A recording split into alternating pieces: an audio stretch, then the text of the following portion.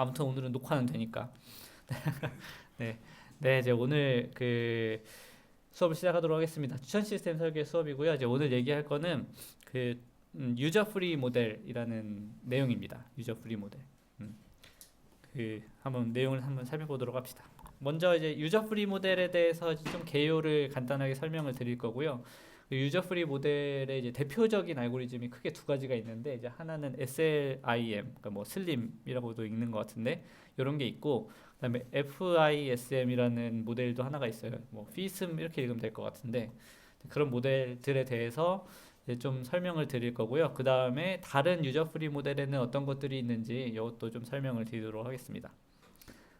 네, 유저 프리 모델입니다. 여러분들 유저 프리 모델 설명을 본격적으로 드리기 전에 우리 중간고사 이전에 배웠던 내용들 기억나실지 모르겠는데 메모리 베이스드 어프로치랑 모델 베이스드 어프로치 기억나시죠? 네. 메모리 베이스드 어프로치 예? 아니 시작하자마자 기억 안 난다는 듯한 느낌으로 이렇게 보내주시다니 예 굉장하십니다. 아무튼 그 메모리 베이스드 이제 모델 베이스드 어프로치 두 가지에 대해서 우리가 얘기를 많이 했었는데 메모리 베이스드 어프로치는 우리 앞선 수업에서는 뭐라고 얘기를 했었냐면은 시밀러리티 베이스드 어프로치라고도 얘기를 했었습니다. 이때 그 메모리 베이스드 어프로치는 이제 하는 추천 혹은 이제 별점 예측하는 그 방식이 그 상호작용 이력 있잖아요. 유저들이 이렇게 별점을 매겼다거나 아니면은 뭐 클릭한 그 기록들을 직접적으로 활용을 해서 이제 별점을 예측한다거나 아니면 이 사람이 이 다음 아이템을 볼지 말지를 이제 예측하는 이제 그런 모델이 이제 메모리 베이스드 어프로치였고요. 네. 그리고 이제 모델 베이스드 어프로치는 이제 이 이력을 그대로 다 이제 다시 기록해놨다가 사용하는 그런 방식이 아니고 저차원 표현으로 압축을 한 다음에 그 압축된 표현을 활용해서 별점을 예측하거나 아니면은 이게 사람이 클릭을 할지 안 할지를 예측하는 이제 그런 방식이었습니다. 기억나시죠? 뭐 예를 들면은 뭐 이런 인터랙션 데이터가 있다고 하면 뭐 예를 들어서 유저 D가 유저 D는 너무 그게 없네요. 뭐 유저 H가 뭐 아이템 B에 몇 점을 매길지를 예측을 한다고 하면은 이제 메모리 베이스드 어프로치는 뭐 아이템 콜라보레이티브 필터링의 경우에는 이 B랑 A, C, D, E, F 간의 유사도를 다 계산한 다음에 그 유사도와 여기 있는 각각 매겨진 별점 간의 이제 가중평균, 그죠? 가중평균을 계산해서 이 별점을 예측하는 그런 방식이었잖아요. 이제 기록된 애들을 다 활용을 하는 그런 방식이었고 모델 베이스드 어프로치는 어떻게 됐었냐면은 요 기록을 어쨌든 아이템 매트릭스와 유저 매트릭스로 이제 압축을 한 다음에 그죠? 표현을 압축을 한 다음에 뭐 예를 들어서 뭐 유저 H A B C D E F G H 유저 H와 아이템 B의 예측 별점을 이 두 개의 벡터의 뭐 내적으로 표현한다든가 아니면 거기에 바이어스까지 포함해서 한다든가 뭐 이런 방식이었습니다. 기억나시죠? 네.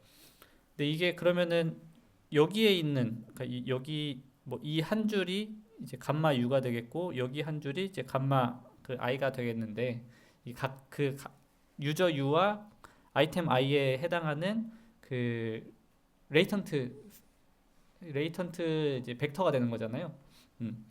그렇죠. 근데 이때 이제 유저 프리 모델은 이제 어떤 거냐면은 그 이게 앞에서 봤을 때는 아이템을 표현하는 어떤 피처가 존재하고 유저를 표현하는 피처가 존재하는데 근데 이게 유저 피처는 없이 이제 아이템 피처만으로도 이제 모델을 구축할 수 있지 않을까? 이제 그 질문에서 시작한 게 이제 유저 프리 모델이라고 얘기를 할 수 있을 것 같습니다. 네. 이 개요는 잘 이해가 되시죠? 그러니까 사용자 표현 없이 그냥 아이템 표현만 가지고 좋은 추천이 가능한가? 이게 이제 핵심 질문이 되는 거예요. 그래서 이 유저 프리 모델은 이제 아이템 표현만 학습을 하고요. 이제 추론 시에는 이제 사용자의 아이템 이력으로 예측하는 이제 그런 방식입니다. 근데 이게 조금 우리 앞에서 얘기를 했을 때 메모리 베이스 이제 모델 베이스를 이제 구별해서 얘기를 했었는데 이 유저 프리 모델의 경우에는 이 경계에 좀 있는 그런 모델이라고 말씀드릴 수 있을 것 같아요. 어떻게 보면은 이제 아이템 피처들은 학습을 하니까 어떻게 보면은 이제 모델 베이스드 어프로치라고 볼 수도 있고, 그죠? 근데 모델 베이스드 어프로치라고 볼 수 있는데, 근데 이제 별점을 예측할 때, 추론할 때는 이제 사용자의 아이템 이력을 확인을 하잖아요. 아이템 이력을 확인하는 그런 방식이기 때문에 이게 어떻게 보면은 또 이제 메모리 베이스드 어프로치다 이렇게 볼 수도 있을 것 같습니다.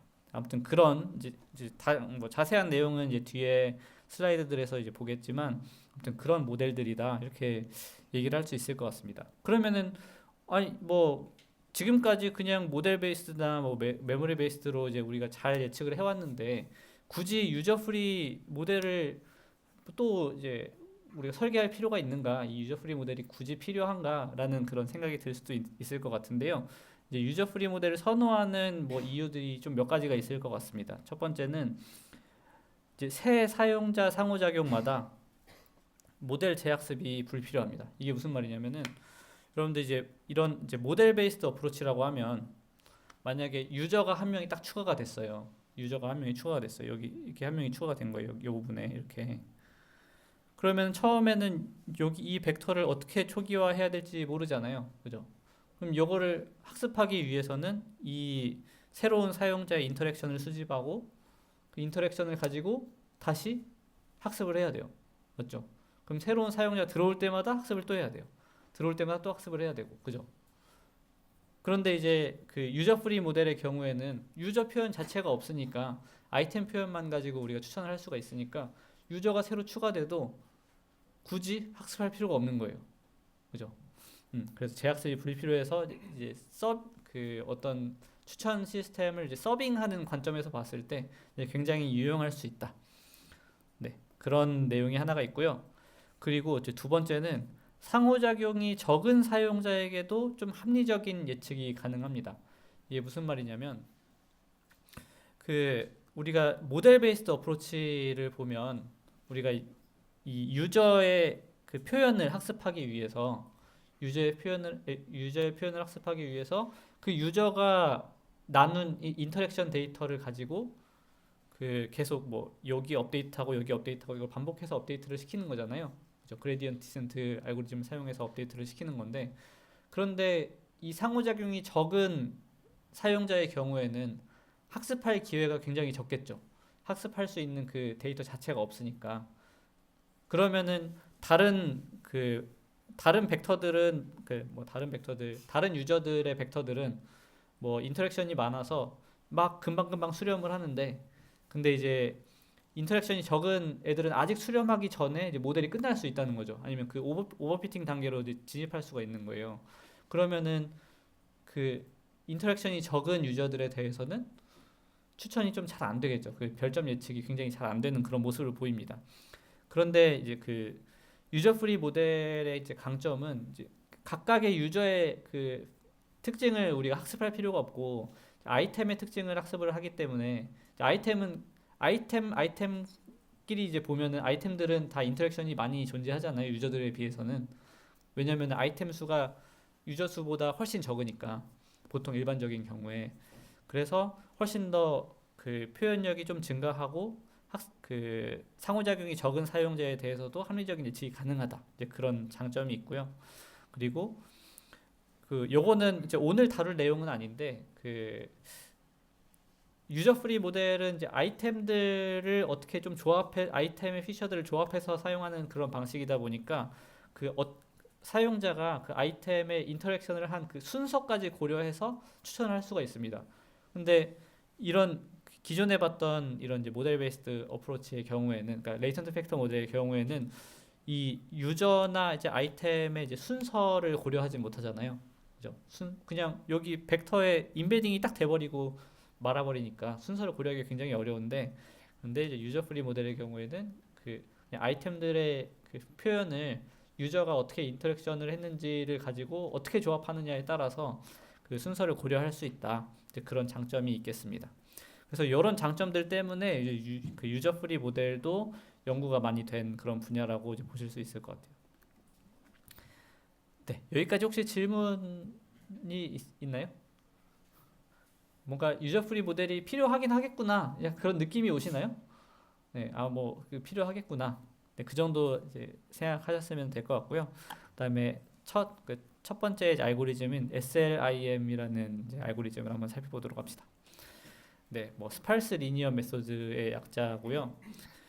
그 스팔스 리니어 메소드 이제 슬림 이 알고리즘은 이제 그 아이템 콜라보레이티브 필터링이랑 굉장히 비슷하게 유사도 기반 방법입니다. 유사도 기반 방법인데 근데 이제 좀 기존에 그 배웠던 아이템 콜라보레이티브 필터링 방법이랑 차이점은 이제 기존에는 뭐 코사인, 뭐 자카드, 피어슨 등의 유사도 지표를 사용해서 그 유사도를 가지고 가중 평균을 매겼다면은 여기서는 아이템 간의 관련성을 데이터로부터 직접 학습을 합니다. 직접 학습하는 그런 방식이에요. 그래서 그 어떤 유저와 아이템이 주어지면은 요거는 그 여기 이제 대문자 R 요거는 유저 인터랙션 매트릭스입니다. 그 유저 아이템 인터랙션 매트릭스인데 이렇게 뭐 뒤에 그림이 있었던 것 같아요. 그러니까 이렇게 생긴 그 매트릭스고요. 유저 이제 아이템 하고 이제 참고로 이제 SLIM 모델도 그렇고 이제 뒤에 설명드릴 그 FISM 모델도 그렇고 얘네들은 전부 다 그 임플리시트 데이터를 타겟으로 하는 그런 모델들이라서 여기 전부 다 값이 다 1로 표현되어 있는 그런 모습을 볼 수가 있습니다. 아무튼 요거는 이제 유저 인터랙션에 해당하는 그런 매트릭스 이렇게 생긴 매트릭스고요. 그리고 W는 그 아이템과 아이템 간의 그러니까 아이템 서로 간의 어떤 그 관계 뭐 여기서 이제 코릴레이션이라고 했는데 뭐 코릴레이션일 수도 있고 뭐 캐퍼 뭐라고 해야 되나 어떤 그 뭐지 호환성 뭐 이런 걸로 이제 볼 수도 있을 것 같은데 아무튼 그렇습니다. 요런 그 행렬이 하나 있고요. 그러니까 우리가 학습하려고 하는 거는 요 W 매트릭스예요. 네. 이 W 매트릭스가 처음에는 그 다 뭐 랜덤하게 초기화가 돼 있다가 이제 학습하는 과정을 통해서 여기에 있는 값들이 학습이 되는 이제 그걸 하려고 하는 거죠. 네. 그래서 어쨌든 저기 학습이 다 됐다고 가정을 했을 때 그 어떤 유저와 어떤 아이템 간의 상호작용이 있을지 없을지를 이제 0과 1 사이의 어떤 값으로 우리가 예측을 하고 싶은데 그때 이제 유저 인터랙션과 아이템 그 코릴레이션 요 두 개를 내적해서 구한다. 그렇게 생각하시면 될 것 같습니다. 요 그림을 통해서 보면은 조금 더 이해가 쉬울 것 같은데 그러니까 여기 요 W 매트릭스 요거는 이미 이제 좀 학습이 되어 있는 다 학습이 완료가 된 그런 매트릭스라고 이제 보시면 좋을 것 같고요. 예를 들어서 여기가 유저 뭐 A, B, C, D라고 했을 때 유저 B와 뭐 아이템 요거는 뭐 1, 2, 3, 4, 5 뭐 이렇게 한번 얘기를 해봅시다. 그러면은 그 유저 B가 뭐 예를 들어서 아이템 4번 여기에 인터랙션을 얼마만큼 할 것인가 요거를 예측하려면은 어떻게 하면 되냐면은 요 벡터와 여기 있는 벡터를 내적하면 되는 거예요. 이해되시죠? 네. 이렇게 하면은 이 그 유저 B가 아이템 4를 어떤 확률로 볼 것인가를 예측할 수 있는 거죠. 네. 요거는 질문이 들어왔는데 R은 그러면 유저 상호작용이라고 해석되는데 유저 X 아이템이라고 보면 된다. 예, 맞습니다. 유저 곱하기 아이템 매트릭스라고 보면 되겠고 이제 여기 오른쪽은 이제 아이템 곱하기 아이템 매트릭스라고 보면 되겠습니다. 요거는 이제 고정되어 있고 이제 오른쪽에 있는 게 이제 학습 대상인 거예요. 요거 이제 어떻게 그 생겨 먹었는지 이해가 되시죠? 뭐 한번 계산을 한번 해볼까요? 뭐 예를 들어서 조금 전에 봤던 그 유저 B가 아이템 4를 과연 몇 점으로 예측할지를 계산하려면은 이제 0, 1, 0, 0, 1, 2랑 여기는 이제 0.15, 0, 0.25, 0, 0.45 요거를 내적하면 되는 거잖아요. 그럼 여기 두 번째가 0이고 네 번째가 0.45니까 그럼 0.45가 되는 거예요. 여기 예측 값이 0.45 이렇게 되는 거죠. 이해되세요? 이해되시죠? 네. 저 어려운 수학 하지 않았잖아요. 그냥 벡터 내적 하나 했잖아요. 그죠? 이해되시죠? 그럼 또 하나만 더 해볼까요? 하나만 더 해보면은 뭐 예를 들어서 음, 과연 여기 뭐 A, B, C, D, E, F, G, H 그러니까 유저 G가 아이템 E에 과연 몇 점을 매길 것인가 요걸 한번 그 예상을 해보면은 얘는 0, 0, 1, 1, 1 요거랑 내적 2번이니까 얘잖아요. 얘는 0.4, 0, 0.3, 0, 0.05 이렇게 두 개를 내적하면은 뒤에 세 개 합한 거니까 이렇게 해서 0.35 이렇게 되겠습니다. 그죠? 이런 식으로 이제 계산이 되게끔 학습을 시키는 겁니다. 그럼 얘는 어쨌든 학습을 시킨다고 했는데 이 학습은 어떻게 시키냐? 학습은 이런 식으로 시키면 됩니다. 여기 이게 옵티마이제이션 프로블럼이고 이게 인터랙션 매트릭스잖아요. 그죠? 이게 인터랙션 매트릭스고 얘는 조금 전에 봤던 그 예측하는 그 수식이죠. 그러니까 요 행렬이랑 요 행렬을 곱하면 사실 얘가 요거랑 같은 요 r과 똑같은 크기의 행렬이 나올 거 아니에요. 근데 그게 사실 원래 r과 최대한 유사해지게끔 그렇게 학습을 하는 거예요. 이 수식이. 그죠? 그리고 여기에는 또 추가적으로 우리 원래 조금 살펴봤었던 그 L2 레귤러라이제이션 텀이 이쪽에 들어가고요. 여기는 좀 특이하게 L1 레귤러라이제이션 텀도 같이 들어갑니다. 이 이유가 뭐냐면 요게 요 W 매트릭스 여기서는 예제로 보여드렸으니까 그냥 5 곱하기 5짜리 굉장히 작은 매트릭스처럼 보이는데 근데 아이템 수가 뭐 10,000개 이렇게 되면은 10,000 곱하기 10,000 하니까 매트릭스 자체가 엄청 커진단 말이에요. 그죠? 그리고 매번 추천할 때마다 이제 10,000개에 대해서 다 계산을 하려고 하면 그것도 좀 그 연산량이 좀 많이 필요하고요. 그죠? 그래서 여기 그 SLIM 요 알고리즘 이 논문에서는 이걸 어떻게 그 문제를 정의하고 해석하냐면은 이 W 매트릭스가 좀 스팔스해지면 좋겠다. 그러니까 대부분이 0이고 이제 0이 아닌 것들이 조금 군데군데 있는 그런 방식의 그 매트릭스가 되면 좋겠다 이렇게 생각을 한 거예요. 그래서 그래서 이 W 매트릭스가 스팔스해지게끔 하려고 이 L1 레귤라이제이션 텀을 추가로 넣은 겁니다. 음. 근데 뭐 이렇게 생각이 들 수도 있죠. 요 L2 레귤라이제이션 텀만 가지고는 좀 부족한가요? 라고 생각할 수도 있을 것 같아요. 아닌가요? 이게 뭔지 기억이 안 나나요, 혹시? 네. 그 여러분들 그럼 제가 질문. 그 L2 레귤라이제이션 텀을 우리가 왜 썼었죠? 그 전에 뭐 BPR에서도 나왔었고 뭐 그 레이팅 프레딕션에서 그 뭐야 레이턴트 팩터 모델 할 때도 그렇고 레귤레이션 텀을 계속 얘기를 했었잖아요. 그때 레귤레이션 텀 왜 넣었었죠? 과적합 방지. 그죠? 이제 너무 이제 그 각각의 웨이트 값이 이제 커지는 걸 방지하기 위해서 이렇게 끌어내리는 그런 역할을 하는 거잖아요.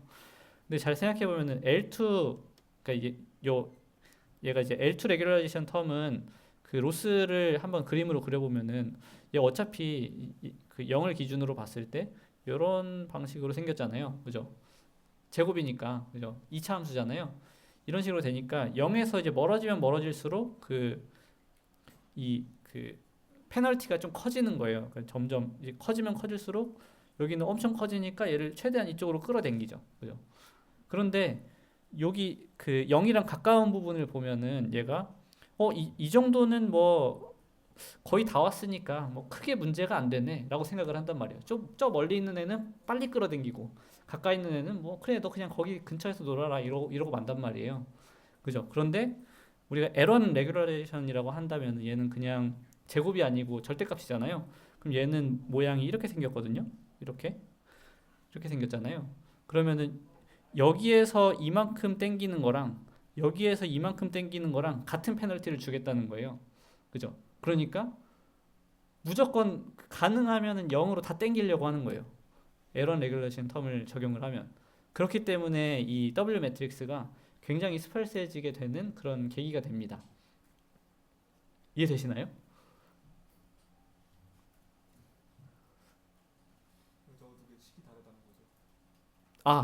요거랑 요거요? 아, 네.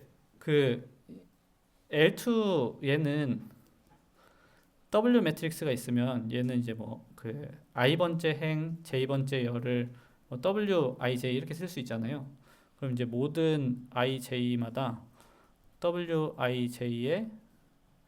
그 제곱 한 개 제곱의 이제 합 요게 이제 그 L2 레귤라이제이션이 되는 거고 얘는 모든 ij에 대해서 얘 절대값을 합한 거예요. 네. 네. 또 질문 있나요?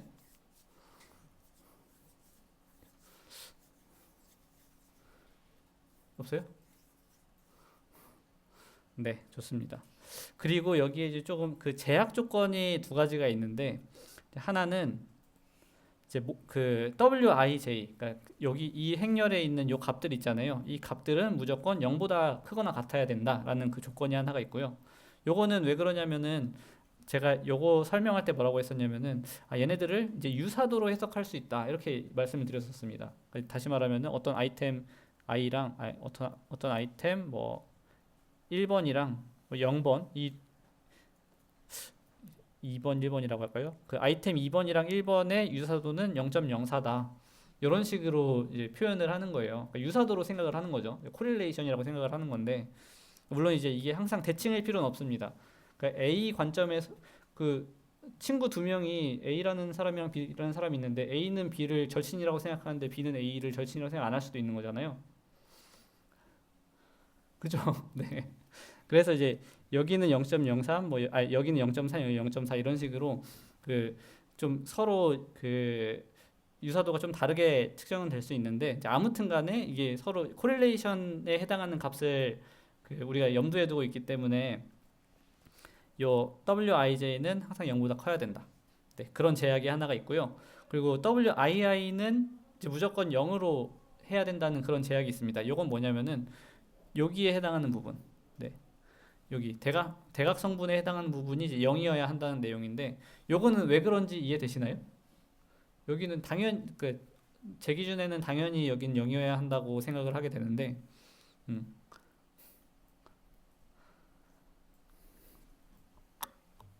우리가 요 벡터랑 요 벡터를 그 내적해서 그 점수를 예측한다고 했잖아요. 근데 거기에 뭐 예를 들어서 2번 아이템에 대해서 그 볼지 말지를 그 계산하고 싶다라고 하는데 거기 안에 계산하는 안에 2번 아이템이 포함되어 있으면은 그러면 완전 오버피팅 될 거 아니에요. 그죠? 그냥 얘가 잘 생각해 보세요. 여기에 여기 전부 다 0으로 채워지고 여기가 다 11111 하면은 그러면은 이 매트릭스가 그대로 나오거든요. 그죠? 그래서 여기를 0으로 만드는 그런 제약을 주지 않으면은 얘가 완전 과적합이 돼 버립니다.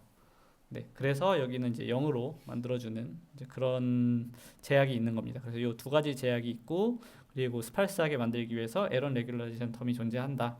이 정도 설명을 드릴 수 있을 것 같아요. 네.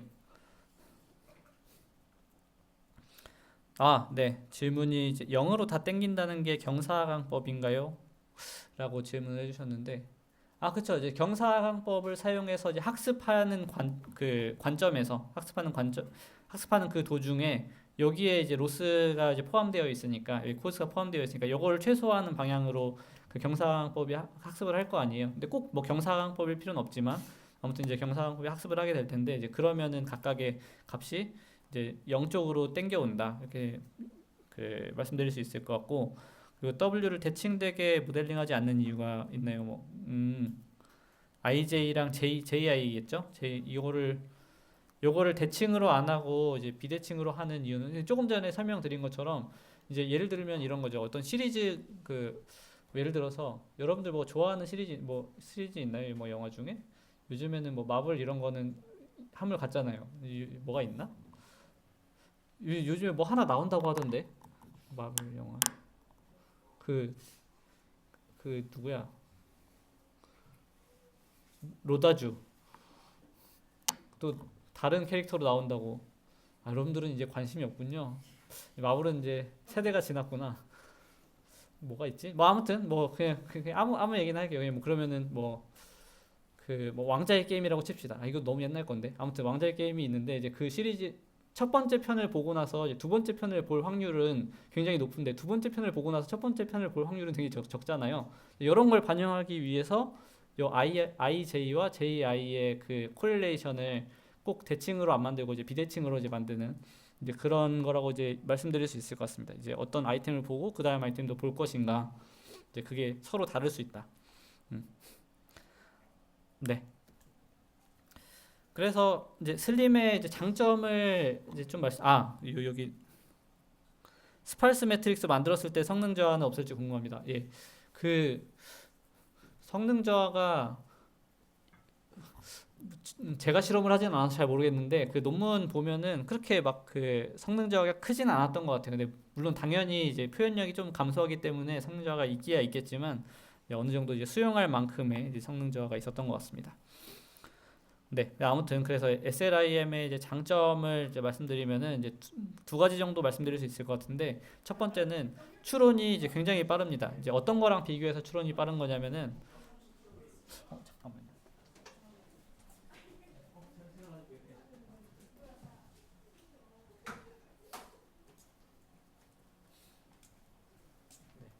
그 아이템 콜라보레이티브 필터링 알고리즘 생각해 보면은 이제 그 실제로 상호작용한 모든 애들에 대해서 다 그 유사도 계산을 다 한 다음에 그 유사도 기반으로 그, 그 가중 평균을 하는 건데 근데 이건 어쨌든 그 가중치가 유사도잖아요. 그죠? 유사도는 무조건 덴스하죠. 그죠? 그렇기 때문에 이제 모든 인터랙션이랑 항상 계산을 해야 되기 때문에 연산량이 좀 많은데 근데 얘 같은 경우에는 W가 굉장히 스팔스해지기 때문에 그 연산해야 하는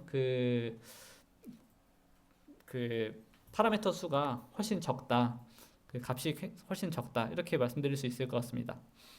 네, 그리고 두 번째는 이제 롱테일 성능이 그 굉장히 뛰어나다는 건데 이건 무슨 말이냐면은 그 앞에서 설명했던 요거 그 상호작용이 적은 사용자 요걸 보통 우리가 롱테일이라고 얘기를 하거든요.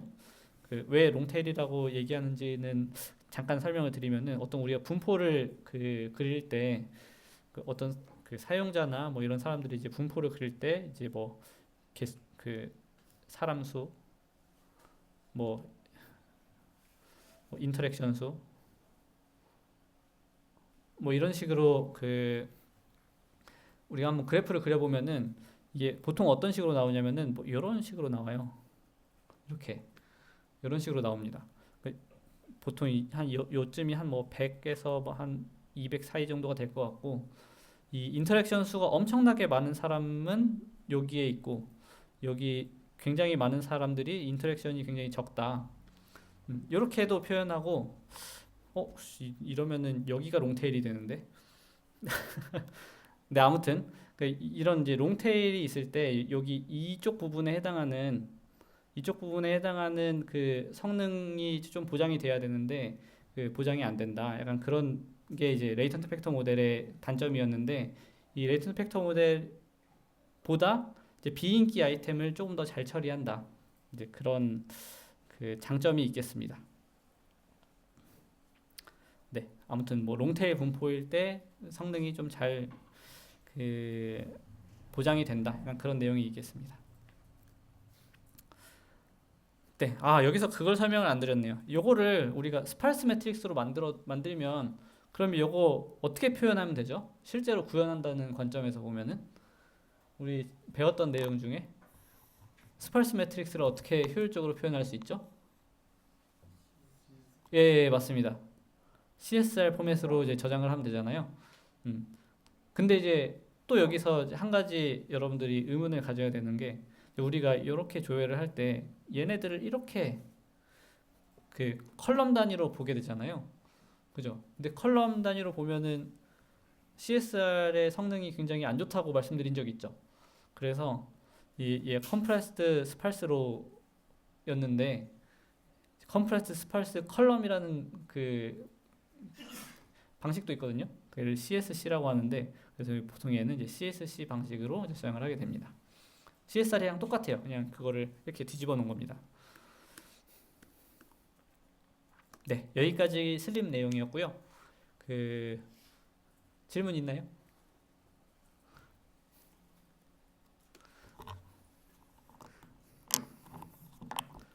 괜찮아요? 네, 좋습니다. 네, 감사합니다. 그러면은 그 두 번째 알고리즘인 FISM 알고리즘에 대해서 얘기하기 전에 CSC는 그럼 행렬 트랜스포즈에서 똑같이 예, 맞습니다. 예, 맞습니다. CSC는 CSR이랑 그 동일한데 그냥 뭐 예를 들면 이런 거예요. 뭐 1, 3, 뭐 4, 뭐 2, 3, 뭐 7, 뭐 이런 매트릭스가 있다고 하면은 그 데이터는 1, 3, 4, 2, 3, 7 이렇게 들어가고 아인 어 인다이시스 인다이시스는 이제 여기 기준으로 보는 거죠. 그러면은 0, 2, 3, 1, 2, 3 이렇게 되겠죠. 0, 2, 3, 0, 2, 3, 1, 2, 3, 0, 2, 3, 1, 2, 3 이렇게. 그리고 INDPTR은 얘는 첫 번째 컬럼에는 세 개가 있었으니까 셋, 넷, 다, 이렇게 되겠죠. 네, 이런 식으로 이제 구성되는 게 그 CSC 포맷이다.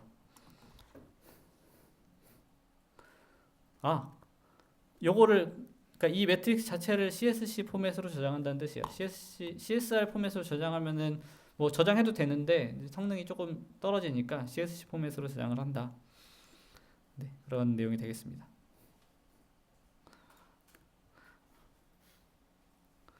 네, 좋습니다. 그러면은 그 다음 알고리즘인 FISM 알고리즘에 대해서 한번 얘기를 해보도록 합시다. 37분. 네. FISM 알고리즘은 내용이 많지 않아서 이제 금방 끝날 수 있을 것 같아요. 네, 일단 FISM 그 방법의 아이디어는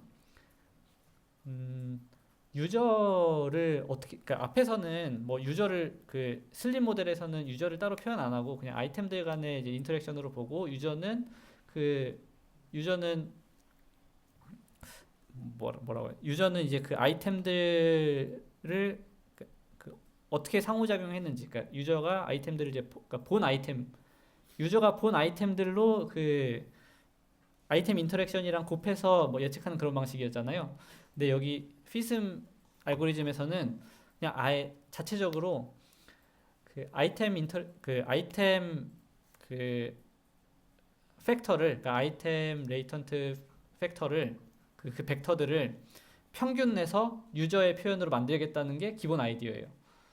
그러니까 어떤 유저들이 본 아이템들이 있으면은 그 아이템들의 레이턴트 벡터들이 있을 텐데 그 벡터들을 평균 내면 그럼 그게 그 유저의 그 표현이다. 이렇게 얘기를 하는 겁니다. 그럼 이제 기존의 레이턴트 팩터 모델에서는 이런 식으로 생겼었는데요. 이제 그 알파, 베타 U, 베타 I, 감마 U 곱하기 감마 I 뭐 이런 식으로 표현을 했었는데 이거를 어떻게 바꾸냐면은 다 나머지는 다 똑같고 여기 부분만 감마 U만 이렇게 변경을 하는 겁니다. 보면은 이게 그 유저가 인터랙션한 그 아이템들 중에서 여기 입력이 I인데 그 I만 제외를 하고 걔네들의 이제 평균을 내는 거예요. 이렇게 네. 평균을 내서 그거를 이제 감마 U로 보고 그죠? 감마 U로 보고 그리고 이제 감마 I랑 뭐 내적하고 뭐 바이어스 더하고 뭐 이런 식으로 해서 그 예측한다. 이렇게 보시면 되겠습니다. 이해되시나요?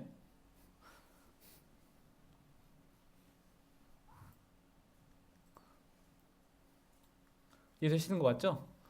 네. 뭐 어렵지 않잖아요. 그냥 평균 내겠다 그 얘기잖아요.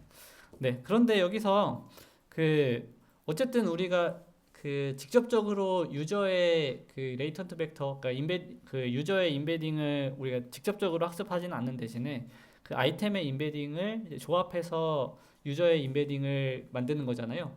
그죠? 근데 그때 뭐 어떻게 보면은 요 원래 우리가 가지고 있던 그 감마 i 그러니까 그 아이템의 그 매트릭스를 그대로 활용할 수도 있겠지만 근데 이제 조합하는 용도로 이제 전용의 그 그 매트릭스를 만들어서 요것 가지고 그 유저의 인베딩을 만들고 요거는 우리가 이제 타겟하는 그 아이템이다. 아이템용 그 인베딩이다. 이런 식으로 그 나눠서 표현을 하게 됩니다.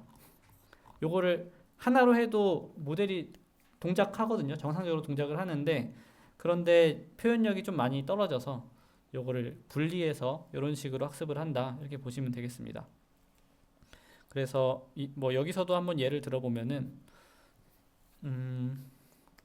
네. 예를 들면은 이런 식이죠. 뭐 유저가 A, B, C, D, E, F, G, H라고 했을 때 뭐 G 유저의 이 벡터는 어떻게 되냐? G 유저의 벡터는 어떻게 되냐? 얘는 그러면 G의 3개, 뭐 1, 2, 아이템 1, 2, 3, 4, 5라고 했을 때 3, 4, 5 아이템들에 대해서 걔네들을 평균 내면은 유저의 벡터가 되는 거거든요. 그러면은 얘랑 얘를 이제 평균 내면은 이제 그게 유저의 벡터가 되는 거죠. 얘 평균 내면 어떻게 되죠? 0.6, 0.7, 0.7 나누기 3, 4, 5, 6, 7, 0.7 나누기 3, 9, 8, 16, 17, 18, 19, 1.9 나누기 3. 얘가 이제 감마 U가 되는 거예요. 얘 3개 평균 낸 거. 이해되세요? 네. 이런 식으로 이제 설계를 하고 이제 얘랑 뭐 예를 들어서 2번 아이템이랑 그러니까 유저 G가 아이템 2랑 인터랙션 할 그 확률을 이렇게 계산한다고 하면은 이렇게 구한 감마 U랑 그 2번이면 얘잖아요. 얘랑 요거랑 이거 두 개를 내적해서 요 부분을 구하고 이제 바이어스 더해서 이제 계산하는 거죠. 이해되시죠?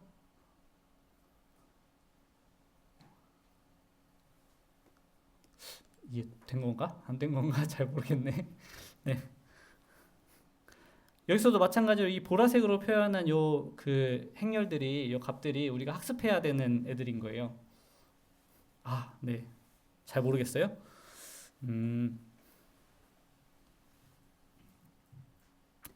네. 다시. 그러면은 우리가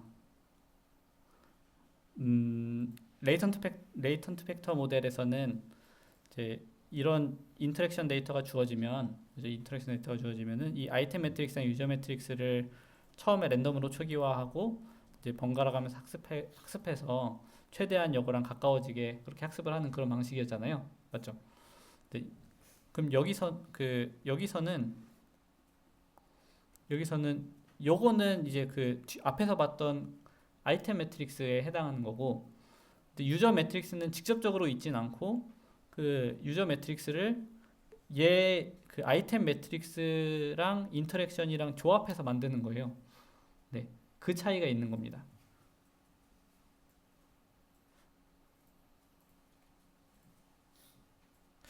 잘 생각해 보세요. 네, 네, 넘어가겠습니다. 네, 그래서 이제 실제로 그 피즘 그 논문에서 요 피즘 모델을 요거를 어떻게 학습하는지를 또 제시를 하고 있는데 두 가지 그 오브젝티브 펑션을 제안하고 있습니다. 하나는 피즘 RMS이고 하나는 이제 피즘 AUC인데 이 피즘 RMS는 그냥 우리가 알고 있는 그 RMS랑 동일합니다. 그 실제로 인터랙션을 한 것과 이제 예측한 인터랙션 둘 사이에 그 L2놈을 이제 최소화하는 이제 그런 방식의 로스 펑션이고요. 뭐 여기 뒤에도 보면은 다 그 레귤러라이션 텀이 이제 존재하는 걸 볼 수가 있죠. 피스մ AUC는 요거는 사실 뭐랑 굉장히 비슷하냐면은 뭐랑 비슷한지 혹시 느낌 오시나요? 우리 배웠던 거 중에?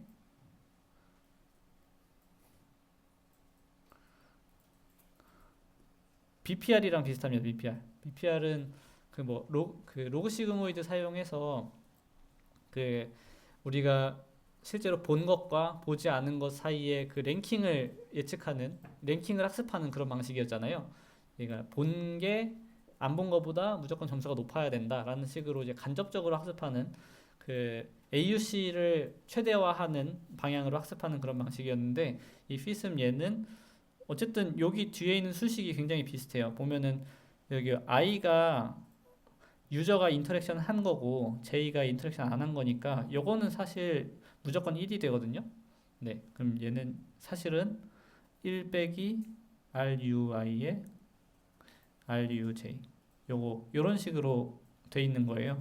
근데 얘네는 이제 로그 시그모이드 안 쓰고 그냥 요런 식으로 그냥 리니어한 그러니까 그 리, 여기 안에만 봤을 때 리니어한 그런 펑션을 이제 로스로 사용을 하는 거죠. 근데 요거는 약간은 그 자의적인 그런 해석이 있는 것 같고 그 수학적으로 봤을 때는 요 로스 펑션 대신에 이제 BPR을 사용하는 게 조금 더 그 안정적이다 이렇게 말씀드릴 수 있을 것 같습니다. 네, 어쨌든 그 학습하고자 하는 그 목적 자체는 AUC를 최대화하는 거라서 동일하다 이렇게 보시면 될 것 같습니다. 네, 그래서 이제 그 FISM 알고리즘이 효과적인 상황은 그 사용자 상호작용이 이제 스팔스한 그런 데이터셋의 경우에는 굉장히 이제 좋은데 그 이유가 이제 사용자 표현을 학습하기에는 이제 데이터가 부족하면은 그 아이템 이력의 이제 평균이 조금 더 안정적인 추정이 된다. 뭐 그런 내용이 있습니다. 그러니까 무슨 말이냐면은 그 어떤 사용자를 봤더니 이 인터랙션이 굉장히 적은 거예요. 뭐 두 개, 뭐 세 개 이렇게밖에 안 되는 거예요. 근데 그 말은 그 사용자가 본 게 예를 들면은 전체 모든 영화 중에 해리포터 영화 딱 하나만 봤어요.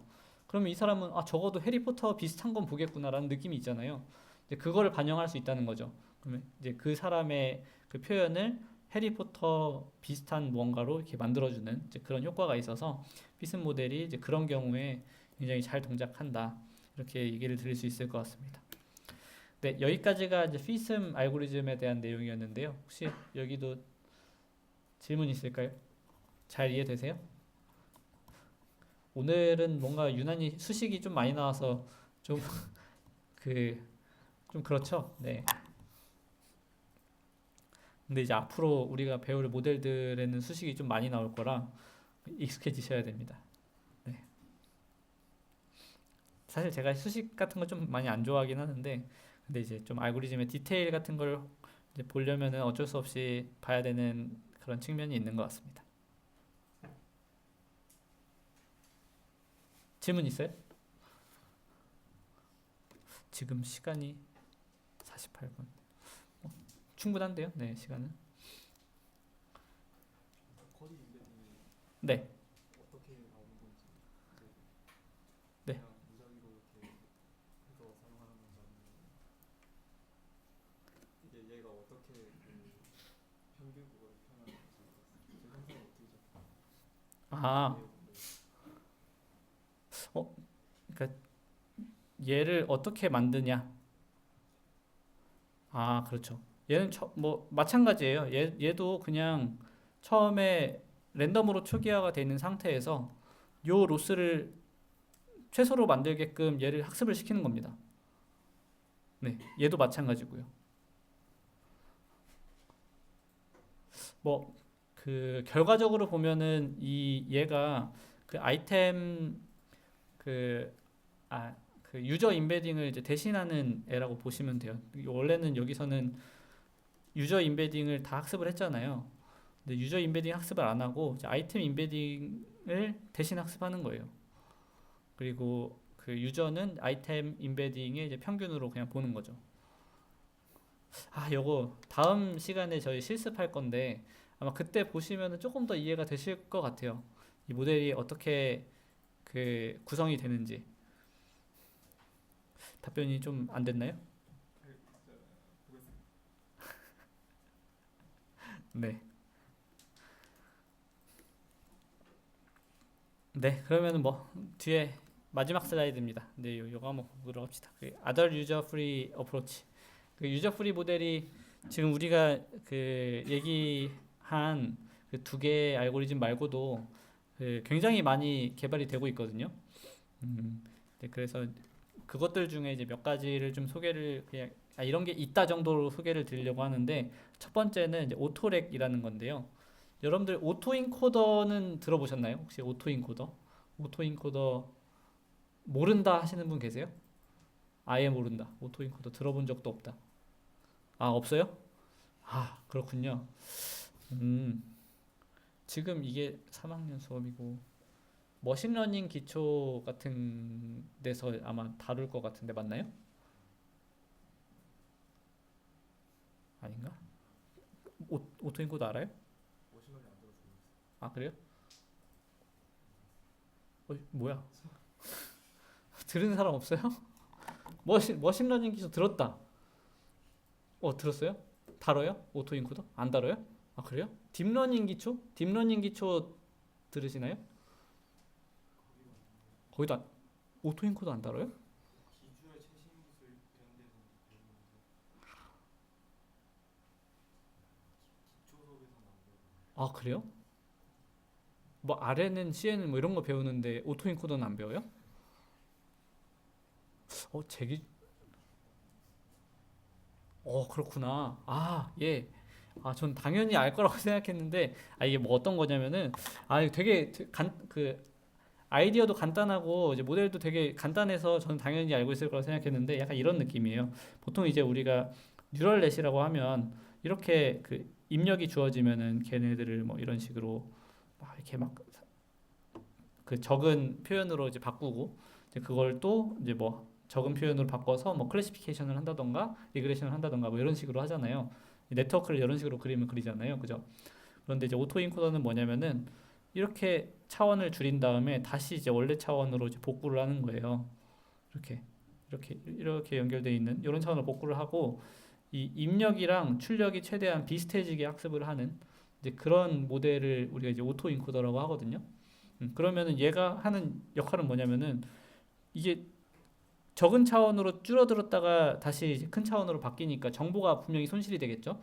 근데 정보 손실을 의도적으로 하는 거예요. 정보 손실 의도적으로 정보를 손실하게 하면은 얘가 그 학습하는 과정에서 불필요한 정보 다 없애고 정말 필요한 정보만 이 적은 차원에 꽉꽉 압축을 할 거다. 이제 그런 가정이 들어가 있는 거죠. 네, 이게 오토인코더고 그 오토렉은 이 오토인코더 모델을 이제 활용을 해서 추천 시스템에 적용한 이제 그런 모델이 되겠습니다. 얘는 뭐 여기에 입력으로는 이제 사용자의 인터랙션이 들어가고요. 그 사용자가 어떤 아이템을 받는지 안 받는지 100, 10 뭐 이런 값이 들어가고 이제 그거를 그 압축했다가 다시 풀어서 다시 100, 10뭐 얘가 나오게끔 학습을 하는 거니까 이게 어떻게 보면은 그 방금 전에 봤던 피스մ 모델이랑 굉장히 유사하게 동작을 하게 됩니다. 그 사용자 이력에 모든 아이템 표현을 이제 집계하는 그런 차원에서 봤을 때 이제 피스մ 모델이랑 비슷하고 여기서도 보면은 입력이 그냥 유저의 인터랙션 데이터잖아요. 인터랙션 데이터이기 때문에 유저 그 피처가 전혀 없어요. 맞죠? 그러니까 유저 임베딩이 존재하지 않습니다.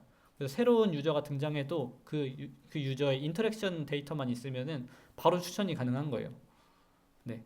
그래서 그런 측면에서 이제 얘도 이제 유저 프리 모델이고, 뭐 잘 동작한다. 그리고 그 피스 모델이랑 굳이 차이점을 얘기를 하면은 이제 오토인코더는 좀 딥러닝 모델 중에 하나이기 때문에 그 요거 층을 여러 개로 쌓게 되면 이제 비선형적인 어떤 표현을 우리가 학습할 수가 있다.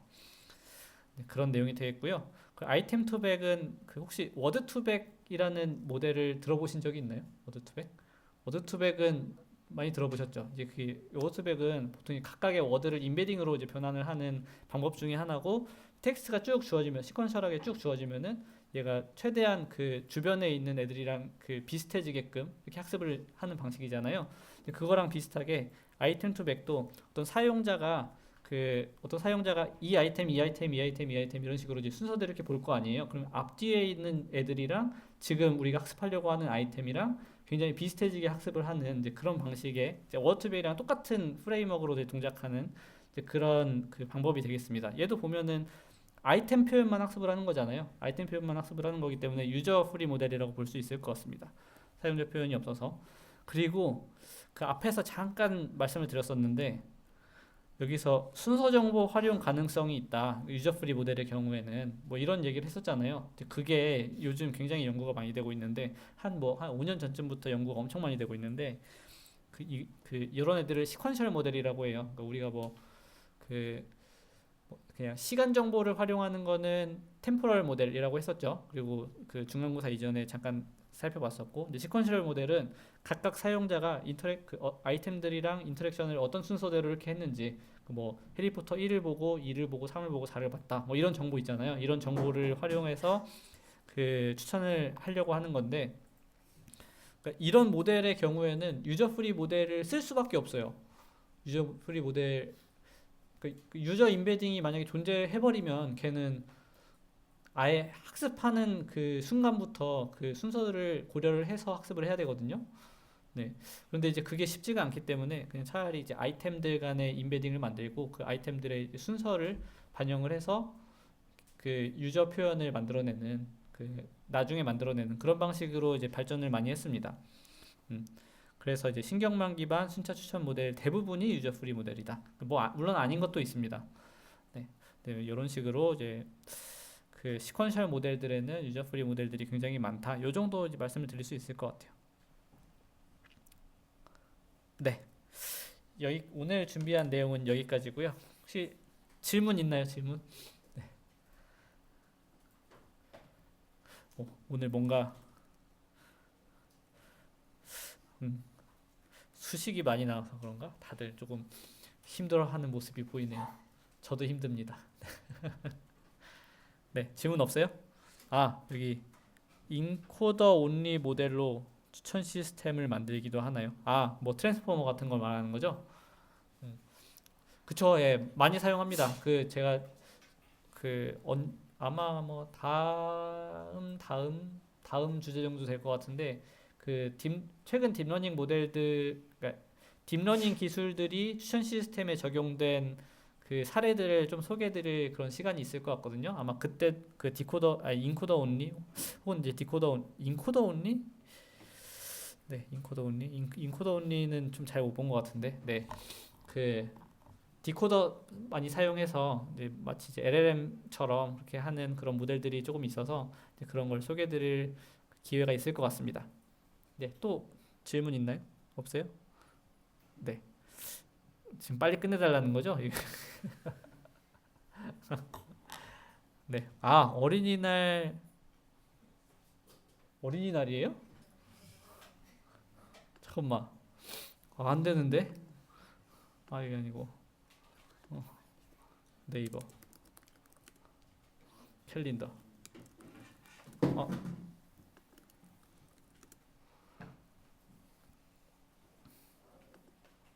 오, 어린이날이 화요일이네.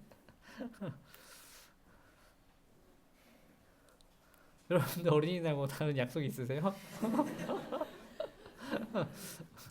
아, 네. 아, 어쩌지? 저는 일이 없거든요. 저는 다른 약속이 없어서 저 어린이도 없고요, 집에. 아, 그렇구나. 제가 이거 생각을 못했는데 뭐 온라인으로 할까요? 온라인으로? 뭐 아니면 조금 생각해 보겠습니다. 뭐 온라인으로 수업을 하든지 아니면은 뭐 녹화 영상을 제가 미리 따로 따가지고 이제 그거를 올려서 여러분들이 좀 편하게 수업을 뭐 들을 수 있게 하든지, 뭐 그거는 제 맘대로 정하겠습니다. 네.